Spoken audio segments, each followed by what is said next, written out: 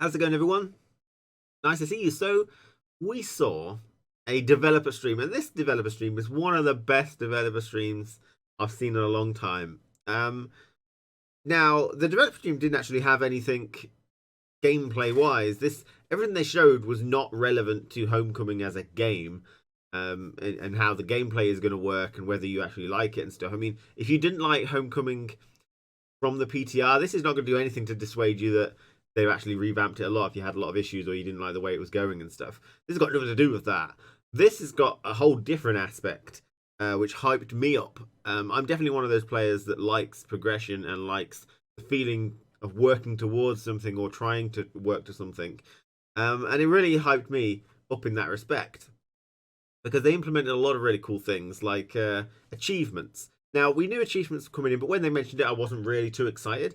But we did get to see some now, and they're doing it in a very good way. Everything gives you a reward, whether that be titles, borders, avatars.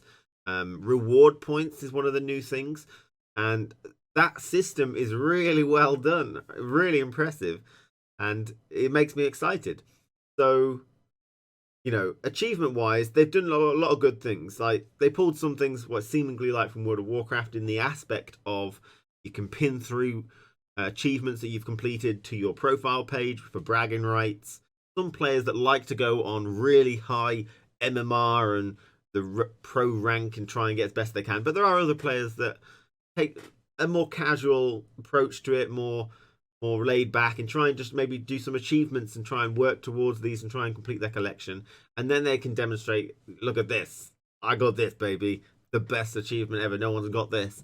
And I just really like it because it gives me something I can try and aim for every now and then. I don't always have to play a game in super serious mode. I can play a game trying to achieve something else in a respect. I can maybe build a deck that does a certain thing related to an achievement, and you can track them so you can look at what you're trying to achieve. And it's just it's a really good system, I think. But then obviously I mentioned the reward points and how that system actually is really cool and well built.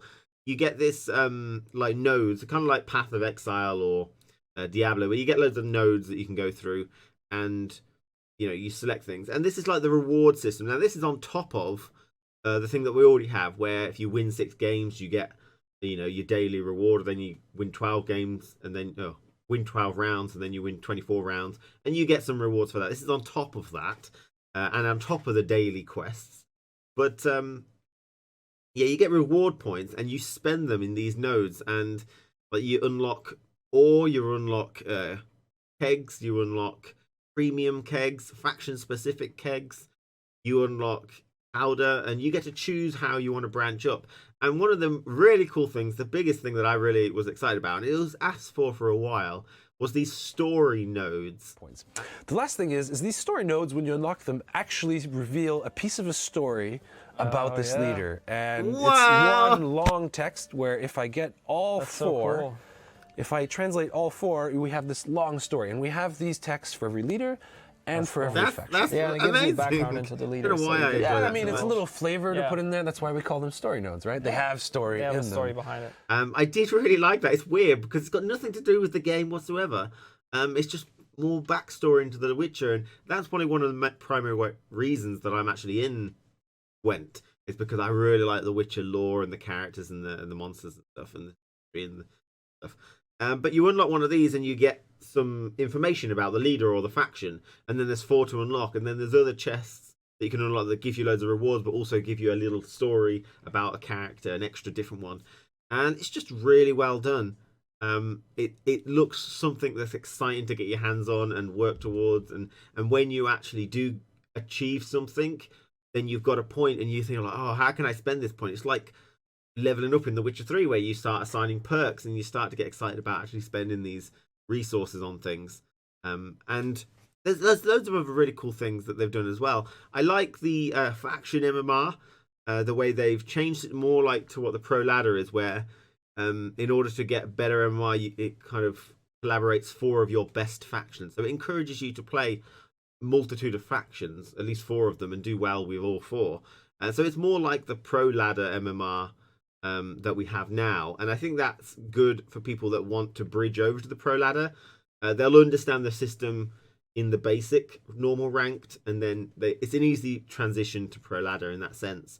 It is still quite confusing for some people though, but hopefully it'll become familiar as they play with it. You also go up in rank in more of an easier way, where you just got to win.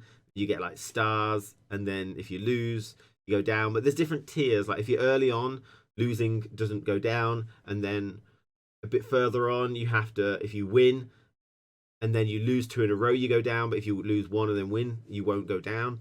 And then it gets harder and harder, and you have to win more in a streak without losing. And it's a kind of a cool system. I like it. Simplified, it seems. There was another thing as well, and that is regarding to prestige levels. So they've implemented prestige. So when you get to level 60, it resets your level, but you get a perk. And there's 10 perks that we know of, so you can get to 60 10 times. And it's really cool. It's an account-wide buff. We're mapping you from the old level system to the new one. Yeah. So if you're like level 100, you are automatically at Homecoming going to be Prestige 1, level 40. Okay. So none of your progress is lost, even though it's going to be a little easier to get. Just get transferred. Where you were before, you still have that head start over everyone. And that's a little thank you to you guys for having participated in the beta, and we didn't want to take that away from you.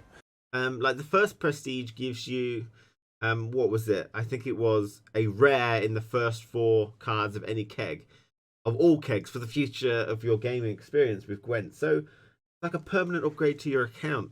And like some of them are really good, like you get extra resources from a GG, and then the last prestige was you're always guaranteed a premium in a keg for the rest of your premium life if you get 10 prestige. It's such a good way of rewarding people. But like I said, none of these affect the game in any way, but they're all just really cool ideas, and they seem to be implemented really well.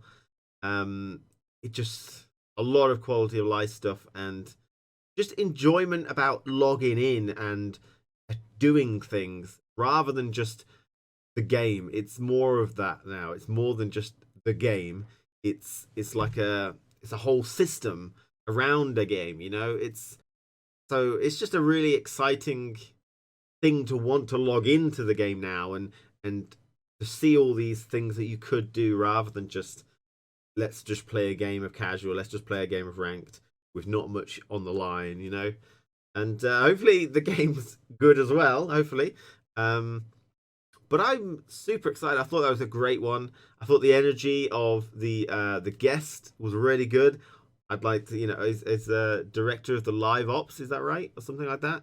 Live ops game director, I think. Really good energy on him, and, you know, really nice to have him there. Pavel, again, he was really good at leading it, so I thought it was just a really good developer stream. You should definitely go and watch it if you haven't. I didn't give it anywhere near as good a credit. And there were some technical difficulties, but they just plowed through, you know. And then the people in the background fixed it, which is amazing, you know, live fixing. I thought it was great. So I really enjoyed that. Thank you very much for watching this video. Thank you for CD Projekt Red for allowing us to do that. And also, right towards the end, they said they were getting something special tomorrow. Witcher, it's like the 11th anniversary of The Witcher. I have no idea. Witcher DLC. Play through The Witcher 3 and all the Gwent is Homecoming. I don't know.